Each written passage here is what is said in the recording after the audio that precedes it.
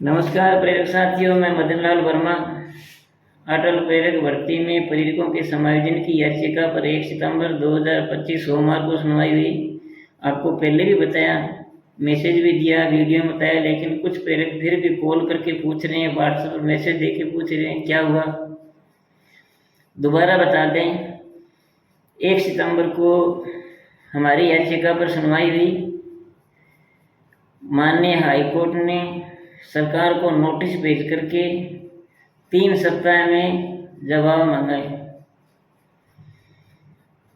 आपको ये बता दें कि माननीय हाईकोर्ट ने हमारी याचिका को बहुत ही सहानुभूतिपूर्वक सुना और हमारे याचिका में 2 महत्वपूर्ण बिंदु ऐसे थे जो प्रेरकों का समायोजन करवाएंगे। ये बात मैंने पहले ही बताई थी, आज फिर बता रहा हूँ।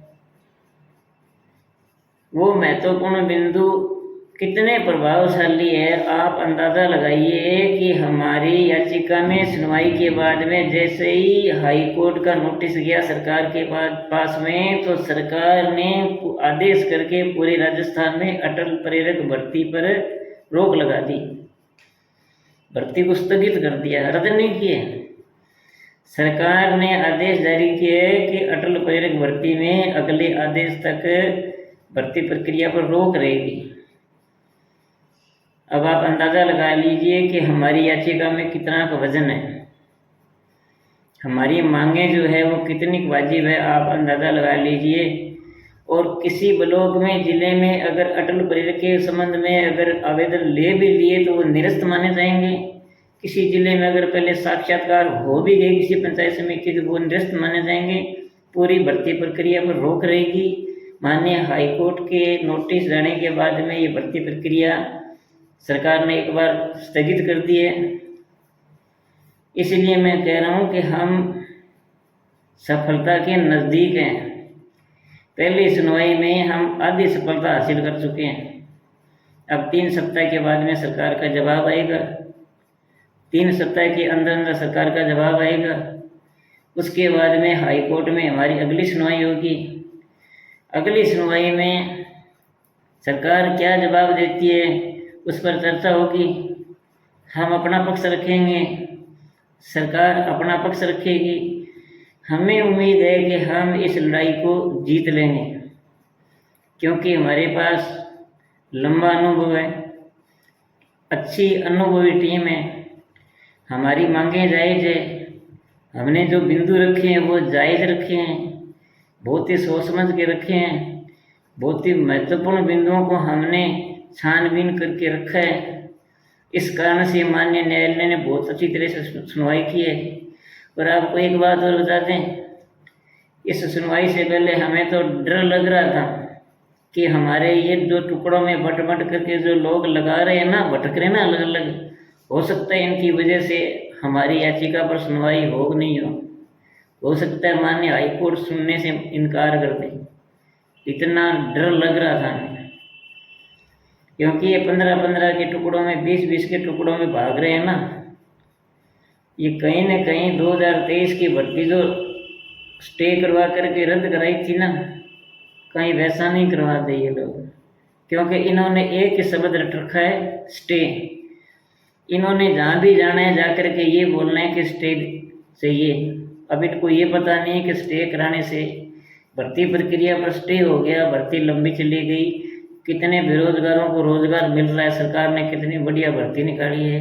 तो मांग तो ये रखनी थी कि हमारे वर्षों से जो प्रेरक काम करते आ रहे हैं, इनके पास लंबा अनुभव है, हमारी प्रेरक अनुभवी है।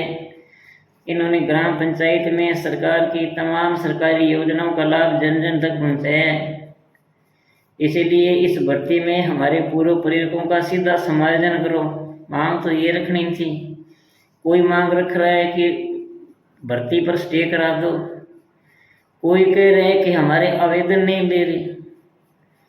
अरे आवेदन की मांग तो अपने आप ही पूरी हो जाएगी, तुम समायोजन की मांग करो ना। माननीय हाईकोर्ट समायोजन का आदेश दे देगा तो आवेदन तो तुम ही से लेंगे।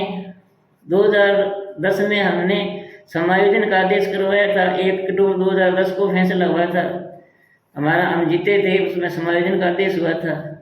और जब समायोजन का आदेश हुआ तो प्रेरकों से आवेदन लिए थे, आवेदन किसी दूसरे से ले ही नहीं सकती। जब समायोजन का आदेश होता है प्रेरकों का, तो आवेदन तो सरकार प्रेरकों से लेगी, फिर और किसी का लेगी नहीं। तो मांग तो रखनी थी कि हमारा समायोजन करो, और मांग रख रहे हैं सरकार माननीय हाईकोर्ट में जाकर के कि सरकार हमारी फार्म नहीं ले रही। कोई कह रहा है इस पर स्टे करा दो।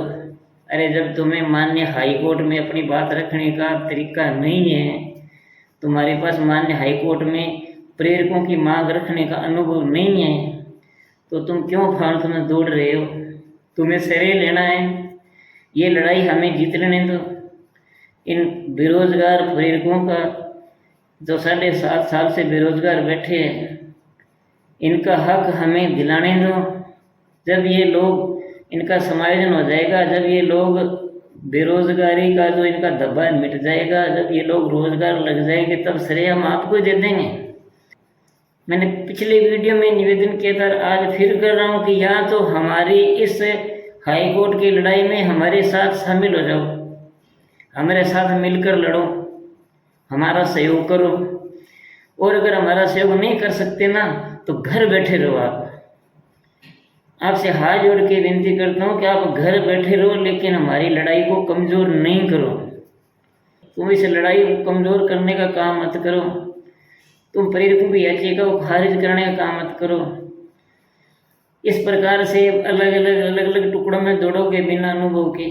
और मान लो माननीय हाईकोर्ट का मूड ऐसा हुआ एक मौके पर, और माननीय हाईकोर्ट ने याचिका खारिज कर दी, तो प्रेरक कभी भी माननीय कोर्ट में दोबारा याचिका लगाने लायक नहीं रहेगा।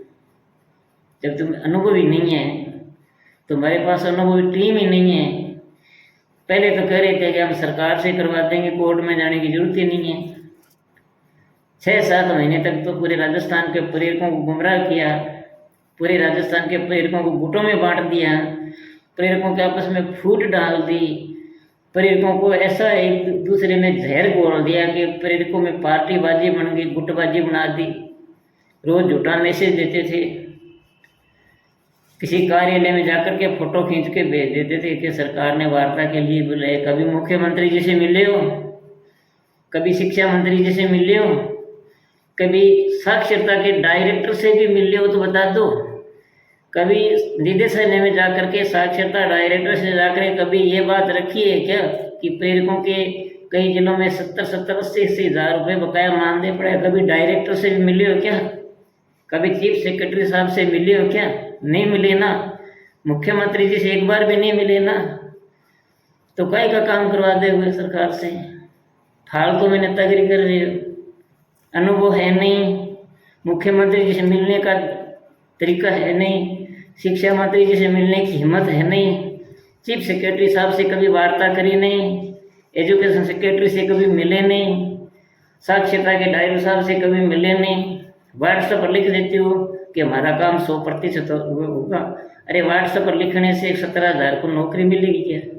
इसलिए मैं हाथ जोड़ के कहता हूँ कि जो टुकड़ों में बंट के लड़ रहे हैं ना अलग अलग, वो प्लीज़ ऐसा नहीं करें, हमारी लड़ाई को कमज़ोर नहीं करें। जो हमारे साथ मिलकर के लड़ सकता है वो हमारी लड़ाई में हमारा सहयोग दे, और जो हमारी माननीय हाईकोर्ट की लड़ाई में साथ नहीं दे सकते वो कृपा करके घर बैठे रहें, वो घर बैठ जाएं। लड़ाई हम लड़ रहे हैं, श्रेय आपको दे देंगे, लेकिन आप हमारी लड़ाई को कमज़ोर नहीं करें, टुकड़ों में बंट करके अलग अलग नहीं लड़ें। हमें उम्मीद है कि हम प्रेरकों का समायोजन कराने में कामयाब होंगे, प्रेरकों को सफलता मिले, यही हम उम्मीद लगा के बैठे हैं। धन्यवाद।